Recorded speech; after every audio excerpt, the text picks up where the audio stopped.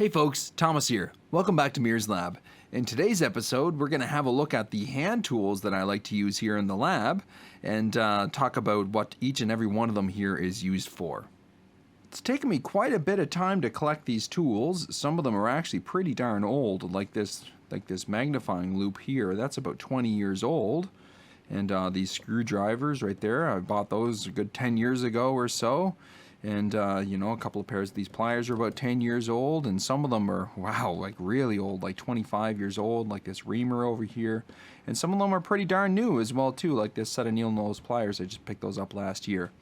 And, so the hand tools are really important to me. They, I really appreciate a tool that feels great in the hand. Something like, like this pair of little pliers right here. I like it when they're when there's a lot of, thought put into the shape of it and how it fits into your palm and how the springs work and what the tension is like and just so many different parts of it, what it feels like and how heavy it is. It's really important when you're doing fine detail work on electronics and you're working with small little resistors and components and parts and things. I don't know. You don't want to have flimsy tools. You don't want to have something that you can trust. And here's something that it took me a while to learn, and I wish that I learned it a long time ago. And it was to invest in the tools, because you're basically just investing in yourself when you do that. Because when you have a really great tool that does the job really well, it sort of changes the feel of working on something. Because instead of fixing it and trying to get it done as fast as you can so you can get back to regular life or whatever, it's sort of like when you have a really great tool, you sort of look forward to picking it up and using it. And you enjoy the entire process because it just feels so nice in the hands and it's tactile and it works really well. And that's sort of the goal that I'm looking for with really any tool that I use here in the lab, but especially with my hand tools because I use them so often and I'm in direct contact with whatever I'm working on with these, so they gotta feel and work just right. And I've got a great set of hand tools here, and there's plenty more of them in the drawers over there, but I find that these tools right here on the bench in front of us now are what I tend to go for pretty much all the time, and at least 80% of the things that go through here in the lab could probably get repaired with pretty much this and a few other bits and pieces. Without any further ado, let's get right into it. And I guess we'll just go through these in no particular order. However, just to make it fun, I'm going to save my very favorite tool, the one that I enjoy using the most, sort of like my desert island tool. I'm going to save that one for the last. And so make sure you stay tuned to the end of the video for that. Okay, so let's get started with this reamer over here. And I'm sure you've seen a reamer before, but this is kind of a unique one, and that's why I put it in the pile. It gets used quite a lot as well too. And I bought this a really long time ago when I used to work. I was in my early 20s, and I was working at a hobby shop called Great Hobbies, and it might have even been called East Coast Model Center at the time, but it's a place called Great Hobbies, and they sell remote control airplanes and cars and boats and helicopters and things like that. And what this tool is used for is, say if you have a remote control car and they have those really nice sort of plastic bodies on them, what this tool is used for is cutting holes in the body so you can get it mounted to the car. You just take a knife and just kind of score the hole in it, and then you put this in the hole, and it's sharp right there, and it's sharp right here, but not on the opposing edges. And then you just sort of like kind of push into the hole like that, and then it makes a perfect hole. And it's really easy and fast to use, and it leaves the edges really nice and cleaned up with there's barely any burrs on it or anything. It's really well made. It's like machined aluminum, and this wasn't even all that expensive. I think I paid maybe like $12 for it or something way back in the day. And this is such a great tool. I just really enjoy picking up any time I really need to cut a perfect hole in something that's less than half an inch in diameter. This is a pry bar tool here. So it's got two edges on it, and one of them's got a rounded tip, and one's got sort of a pointy tip here. And they're really flat. It's maybe a 1/16 of an inch thick here. And this was just an inexpensive little tool. I think I got it from DigiKey, and it's like less than $10, and it's really handy for separating plastic sort of like bodies or like outer shells on various electronics like calculators or stereos or whatever. You know, when you can't see any screws on anything and there's like little clips that are holding things in, these are really rigid and flat, and it's easy to just kind of get them right into those little spots, and then you can kind of pry things open like that. Really handy little tool. This is one of the older tools in the pile here. This is a loop. You can see I've got my initials on the bottom of it right there, TM. And this is a 10 times, sort of like 10 times zoom, if you will, 21 millimeter lens right here. And what it does is it's just a little magnifying glass, and it's really handy for working on electronics, especially like surface mount stuff, whenever it's really hard to read the little markings on the top of the components, or you just want to inspect traces on a circuit board to make sure there's no breaks or cracks in them, or if you just want to really get a close look at basically anything, having something like this is really handy. You just put it right up there and it's super magnifying, and you know, it just feels really nice, and it's made well, and yeah, it's kind of neat, you know. I like having one of these around. I like to keep a paintbrush around, but not for painting or anything like that. What I use this for is cleaning, actually. Paintbrushes are one of the most handiest tools ever for cleaning things, and I picked this trick up from an old friend of mine. His name's Andrew, and he's a guitar tech, and I'll show you how it works here. I've got this sort of bench vise, and it's pretty dusty over here. Hopefully you can see that. Anyways, it's just really handy for getting right in here, and you can just sort of get right into all those little cracks and crevices, and it's so handy for cleaning up dust off of things, and especially on circuit boards, because the bristles of the brush are really nice and soft, so they're not going to damage anything, or they generally don't really bend any parts over or anything like that either. They're just really handy for cleaning up stuff, and you know, getting into those little crevices that collect dust, and you know, it's a really nice way to keep things clean. I really, really like this one right here. This is my Japanese kiradashi knife, and it's not really all that expensive. I think I paid about $30 Canadian for this, and I picked this up from a specialty knife shop here in Prince Edward Island, and it's called The Cook's Edge. They have a really nice website, and I think they're up on Instagram, and the place is run by this guy. His name's Adam, and he's just the coolest guy ever, and he's so knowledgeable and passionate about knives. And this is just a really nice, really simple carbon steel knife, and it's just a single bevel on it, so it's really handy for, you know, just stripping wires, cutting things. And the reason I like this is because it feels really nice in the hand. It's slightly concave on this side here, and it's sort of grippy over there, and you just hold it sort of like a pencil, and you just sort of cut things like that, and boy, oh boy, is it ever. It's such a great tool to use. And so the reason I like this rather than other knives is because it's razor sharp, and because it's carbon steel, it holds its tip like forever, and it's like super sharp. It's probably at least 58 on the Rockwell hardness scale. It might even be something like a 60 or something like that, but it's like rock hard. It stays sharp for forever, and it gets razor sharp. Unfortunately, you see I snapped the tip off of mine. But it's the reason. One of the other things I really like about this is it's really easy to sharpen this, because it doesn't have any curve on the blade or any nonsense like that. It's just a short little thing, and it's flat, and you just put it on your sharpening stone, just cha a few times, and boom, away you go. And yeah, so here is my Japanese kiradashi knife that I really like. Hopefully I pronounced that correctly. Okay, here is a really neat tool here. Oh, I got a loose screw there. Let's fix that up with one of these little hand tools here right now. Go, put that back on there. Okay, so this is the oldest tool that is in this pile here, and this has got to be one of the oldest tools that I own.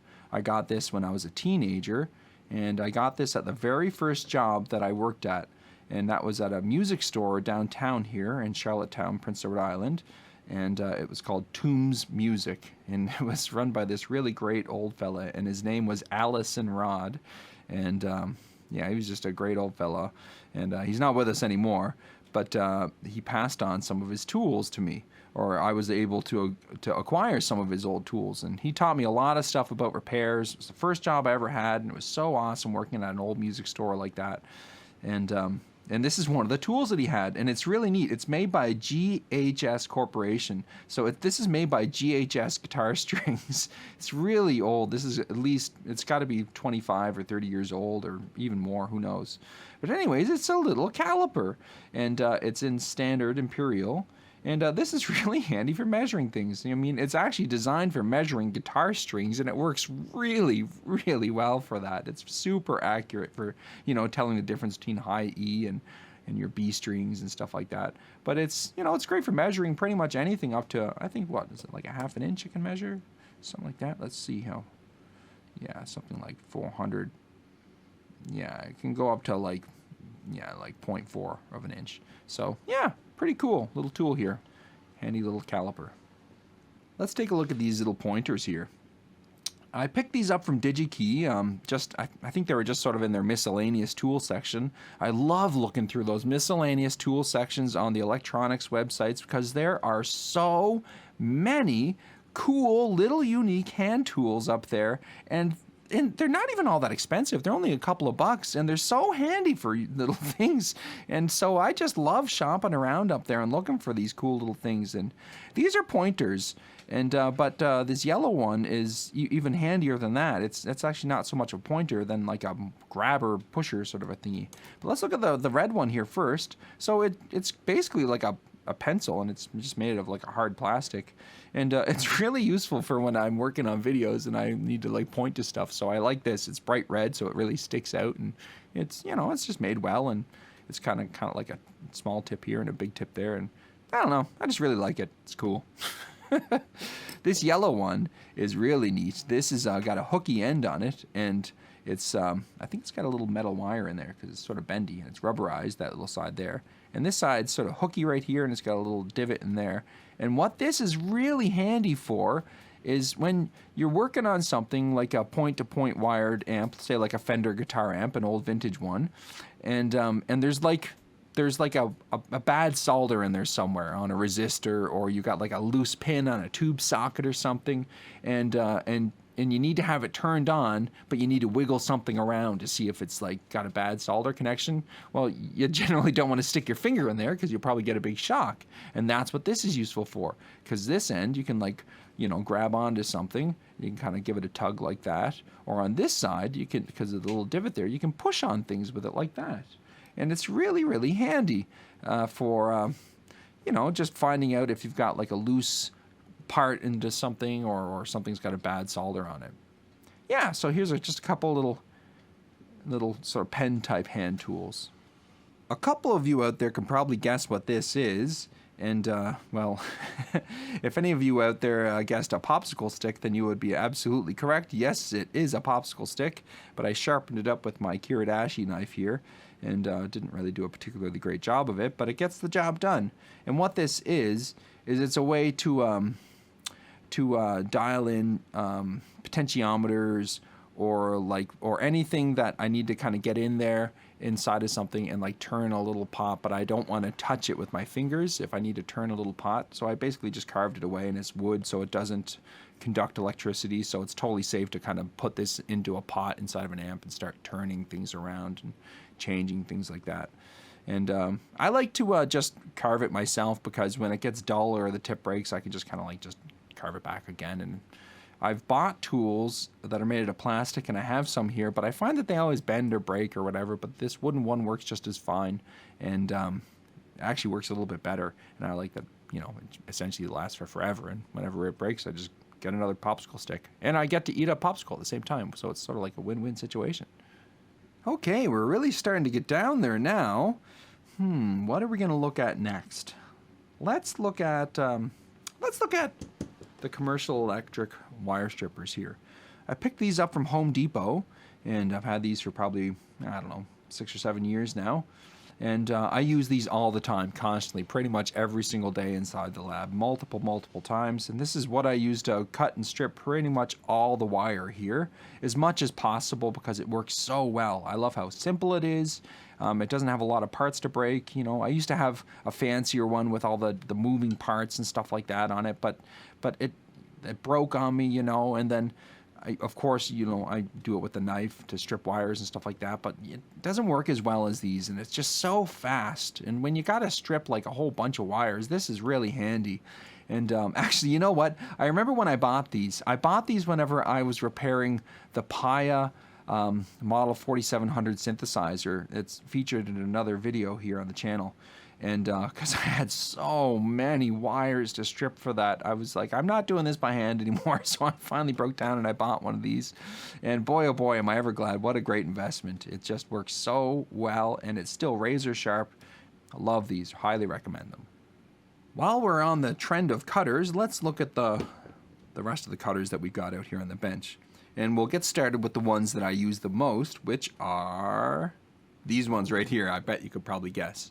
These are my Exolite 170Ms, and these are a relatively inexpensive pair. I think that they're maybe 20 bucks or less, or at least they were at the time. And the reason I bought these is I wanted to have a nice little flush mount cutter that I didn't really care about too much. I have another pair here we're going to look at in a second, and they were way more expensive, and they're really nice, you know, but I wanted to have something I could just not worry about what I'm cutting, but I can still really get in there if I need to. I'm a big fan of the grips that are on these. They don't slip around or move at all, and they feel really nice in the hand, and the spring action is pretty much perfect on these. Like, they just feel so... I can't say enough just how nice these are to use in the hands, and I just love a tool that's so inexpensive and so useful and feels so great, and they're virtually indestructible. I mean, these are going to last for forever. I've never sharpened them.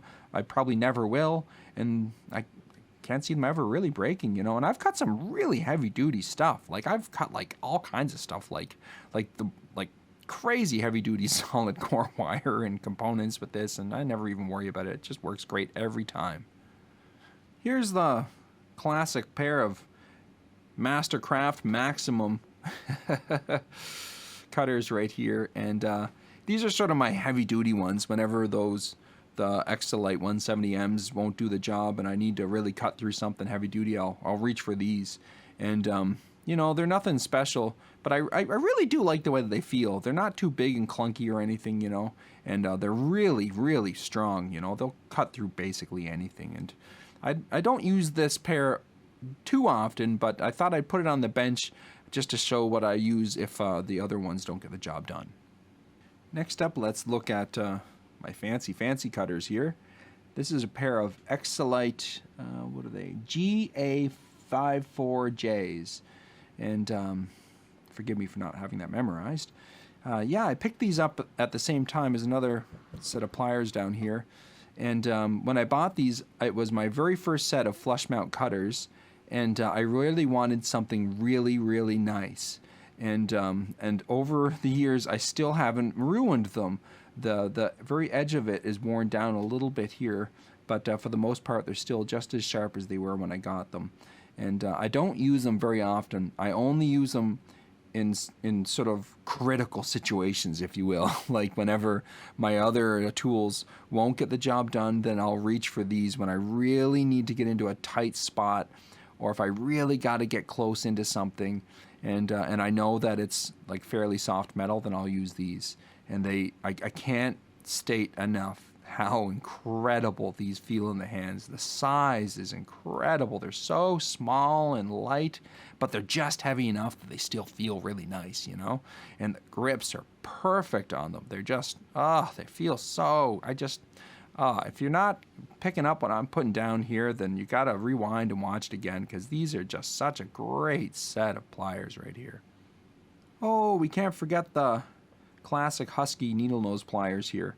Nothing really fancy here, you know, just something to grab stuff with. I don't actually use these hardly at all, you know. I only use these whenever the other ones don't get the job done. And but these are sort of like those Mastercraft or that Mastercraft Maximum cutter I showed you a moment ago. I just use these every once in a while whenever I need something a bit more heavy duty. Okie dokie. Okay, that's what are we gonna have a look at here next? We're really getting down there, folks. I think that this is a fun one to look at next. This is a tiny little Heiko flathead screwdriver. It's, you know, it's probably not going to show up too great on this video, but that is just a really, really teensy tiny little flathead screwdriver. And here's why I like it so much. For one, it feels really nice. The plastic that it's molded out of is, I don't know, it's like, it's really heavy and it just feels really nicely made. It's got a hexagonal, is that the right way to say that word, shaped shaft on it, and it's really small. And the reason I like this compared to other ones is the shaft is the same diameter as the flathead tip. It doesn't widen out at all here. It just stays the same diameter all the way down, and it's really teeny tiny and it's really thin. And this will fit inside of basically anything that needs a teeny tiny little flathead, and I love it. It's really strong. I don't have to worry about it bending or breaking or cracking or dulling or anything like that. It just lasts for forever. And I didn't buy this. This actually came with it came with either my soldering iron or my desoldering gun. I'm not sure. I think it came with the desoldering gun, which is an FR301 from Heiko. But anyways, yeah, really, really handy tool to have. All right. I think it's time that we have a look at the Fuller screwdrivers here. They've been hanging out there in the corner very patiently the whole video, and I really owe a lot to these screwdrivers. I bought these from, I think I got them from Kent, the hardware store we have here in Canada, and I love that they're Fuller. That's the brand of screwdrivers that my father uses as well too, and that he's always used his entire life. And to me, it felt right to sort of like carry the torch, you know. and although I'd love to have his, and someday maybe I'll get them from him when the time comes. But till then, I've got my own set, and I've had these now for quite a long time. I bought them whenever we bought our house here that we're living in, that Mears Lab is in right now, and so that would make these about 9 years old or so. And yeah, these are a really great set of screwdrivers. They're tough as nails. They've been through everything and have been everywhere with me. I've taken them all over the place with me, and they've basically every single thing that's gotten worked on, and pretty much anything in my house has been fixed with at least one or multiple of these screwdrivers, and I have more on the set as well too. You can see how sort of worn down they are. The flathead, the 1/4-inch one here, is chipped on the edge of it here, but I still love it so much I just keep using it. And I really, really particular like the Robertson bits. They're really nice size and they just fit right in. They're really nice and snug. And I just love the way the classic Phillips number 2 feels. It is such a great sized tip. It doesn't have any bells and whistles or any nonsense like that on it. It just works, and it's super tough, and it hasn't worn down at all over the years. Oh man, what a great screwdriver. Wow. Anyhow, I am really pleased with these Fuller screwdrivers, and I can't recommend them enough. Well, that brings us to these mini screwdrivers that I have here, and I think that these are really cool because I've never seen these around before, and I just sort of stumbled across them as well too. I was visiting an old friend, and they had some electronic stuff for sale, and so I was there to pick up a few bits and pieces that they had for sale, and then in the corner of the room was this screwdriver set hanging on the side of the wall, and I've got more drivers in the set as well too. And I just think that it's really funny that they had these there, because lately, over the past year, I've had this like ridiculous, like it doesn't make any sense at all, but for some reason I'm obsessed with tractors, and I just cannot get enough of them these days. I just love reading about them and watching videos, and I love visiting the tractor dealership and just sitting on the little subcompact tractor. Oh man, they're so cool. And then I saw these Kubota little mini screwdrivers, and I just fell in love instantly, because Kubota is like, if I had a brand of tractor, I think this would be my brand. You know, I'm not really fully decided here yet. Not like I'll ever be able to afford a tractor. Well, who knows? Maybe someday, but wow. It's so cool that I came across these. And on top of that, they're really nice too. You know, they're rubberized and they're a great size. They feel really nice in the hand. And I love that they're orange. You know, it's my favorite color. And the tips are really nice. They're made well. I gotta say, the size of the tips is not incredible on these, especially say like the number 2 one. It's not incredible, but it does fit really well in some screws, in some sort of holes that are out there. And here's why I think that is I remember an old tech of mine that I learned some stuff from. His name was Bill. He had this really fancy Japanese Phillips screwdriver, and the tip of it was a slightly different shape than a regular number 2 Phillips, and it was perfect for some certain screws. And I'll never forget that. And he loved telling the story about it because it was like one of those tools that made such a big difference to him. And that's what these ones are like too. They're a little bit different than regular Phillips-sized ones. They work just fine for pretty much everything, but they do fit not quite perfectly with everything. You know, and that's why I like to have these ones and the regular Fuller ones too. Because basically between those two sets, I can take care of pretty much any screw that I come across. Oh boy, we're really getting down to it now, folks. Almost time to find out what my very favorite tool of them all is. And we know that it's going to be one of these 3 here in front of us. But you know, before we get to that, let's just do a quick little detour and have a look at these little vices here I've got on the bench, because they've been hanging out here in the top corner of this whole video. And here's the one I've had for a really long time. I had this ever since I was a young kid. My parents bought this for me a super long time ago, and I added some heat shrink on one of the little alligator clips here. And yeah, this is just super handy for soldering together wires, or soldering a wire to a component, or holding a component in place while you're soldering it to a board, or whatever. So many different things. These are super cheap. You can pick them up pretty much anywhere, you know. I think this one came from Radio Shack, actually, way back in the day. And yeah, they're so awesome. I couldn't live without it. It's a really, really handy tool. You know, I'm really glad to have one of these, and yeah, I use it pretty much every day here. Really, really handy. This one right here, I just got recently, and it's I don't think that it is a Panavice, but it looks like one, and it's sort of the style. I just don't see the branding on it anywhere, although it does say it's patented, you know, but I don't know who it's patented to or what brand it is or anything. But one thing I like about it is it sort of looks like if anybody out there watched the really, really old Doctor Who's from way back in the day with like Tom Baker in it, you'd remember there was this like robot dog, and I think his name was K2, and K9, that's right, K9. That's my wife Bobby Jo hanging out in the background there, and yeah, it looks kind of like K9. It's really cool, you know. You twist that and the jaws sort of open up, and I really like this. It's because the plastic jaws, it's really handy for grabbing onto things and not damaging them. I really, really like that, and I often use this for holding onto circuit boards while I'm soldering to the boards. Yeah, I just thought you'd enjoy looking at that as well too. Speaking about jaws that you can grab onto things with and it won't hurt anything, let's have a look at this weird looking set of pliers here. These are made by Beadalon. I think that's the brand name of these.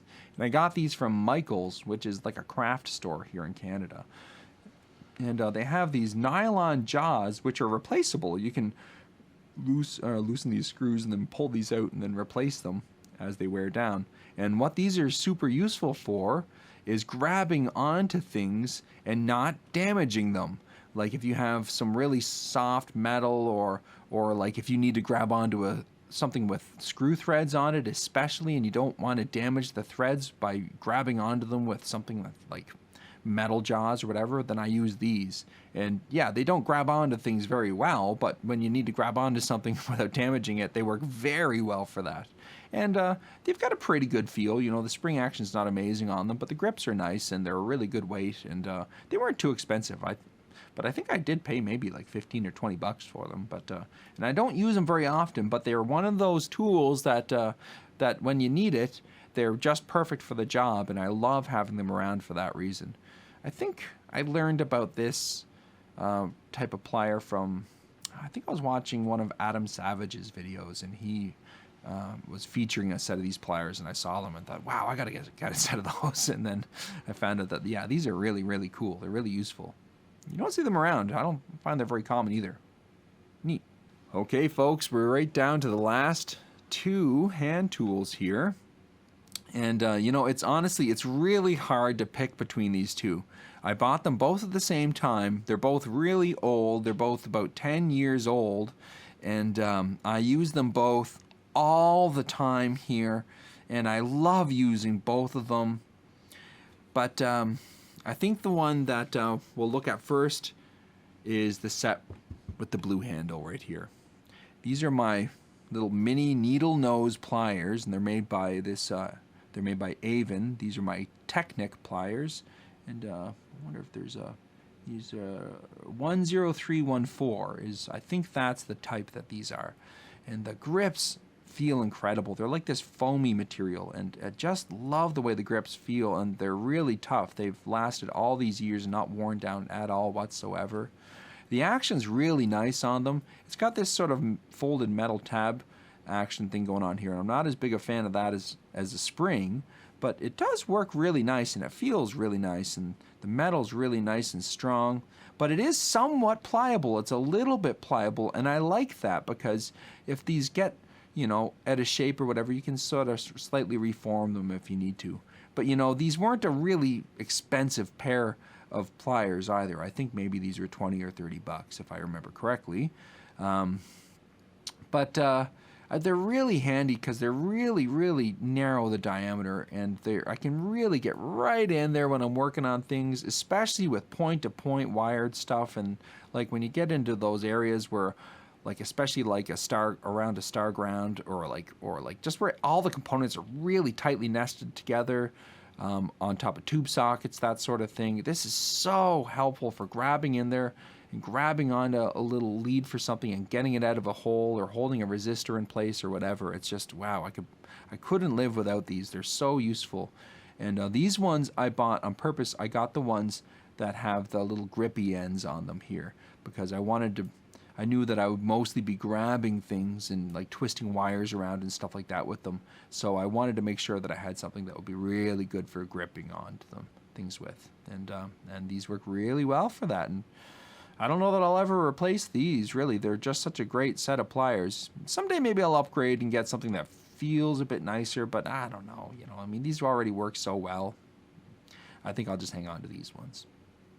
Well, here we are, folks. We made it down to the very last tool here, and you can probably tell that these are the ones that have been used more than anything else, and even though they're not the oldest tool here by far, you can tell that they're really worn down, because the edges of the grips here are completely like torn away and worn off, because I've just been holding them, and then that's where they contact my hands right there, right? So they just have worn down over the years, and it's not by any, I don't think that it's, you know, a manufacturing defect at all whatsoever. It's just I've just used them so much. And so here's what they are. These are made by Exolite, and it's sort of hard to see. I think they're LN54G. Once again, LN54G. I think that's the model number of these. And yeah, these are my sort of another set of mini needle nose pliers, but these don't have as long of a tip. And the reason I didn't want as long of a tip is because I wanted something that would be still small and easy to grab things with, and that would feel really nice in the hand and not too big and unwieldy, just nice and tidy and small. And I wanted them to have a really strong tip that could not be bent. And that's exactly what these are. They're made out of a very, very hard metal. They absolutely will not bend. And I also got flat jaws on these ones, because I wanted to have something with that I could really grab something with, but still not damage it, you know. And I thought if I had something that with those grippy ends, you know, I wouldn't really be able to put a lot of pressure on something without it damaging. And these work great for just grabbing something hard. And another useful example of that is, say, like if you're like twisting wires together and you really need to like squeeze them down together tight. These are just super perfect for that. That I just feel like the amount of torque that you can get for the amount of energy you need to sort of put into the handles is, I don't know, it's just such an incredibly well engineered hand tool. It's, you know, it looks so simple, but I can just tell that all the angles in here and the distance of the jaws and the type of metal the spring's made out of, and you know, every little tiny piece is, there's nothing left out. Every single thing is formulated and thought of, and some engineer went in there and made sure that everything was just right. And I really appreciate it, because to me this is like the epitome of like the perfect hand tool. It is made so well, it's virtually indestructible. It feels incredible in the hands.